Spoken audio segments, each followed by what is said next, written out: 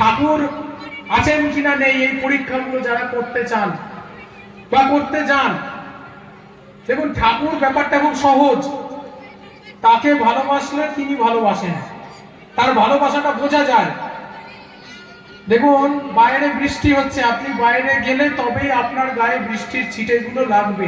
ভেতরে বসে থাকলে কিন্তু অনেক গরম লাগলেও আপনার গায়ে কিন্তু সেই বৃষ্টির ছিটেগুলো লাগবে না, আপনাকে বাইরে যেতে হবে। ঠিক তেমন করে ঠাকুরের কাছে পৌঁছতে হবে, নইলে হবে না। ঠাকুর বলছেন ভাবছো বসে চলবে কিসে, ভাববার তুমি কে, ভাববার যিনি ভাবছেন তিনি, তুমি শুধু ভাবো তাকে।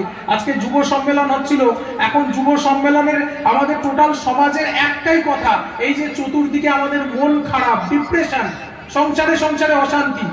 দেখুন শাশুড়ির সঙ্গে বৌমার মিল নেই, মাতৃ সম্মেলনে শাশুড়িও যাচ্ছে বৌমাও যাচ্ছে, তারপরেও সংসারের মধ্যে অশান্তি, মিল নেই।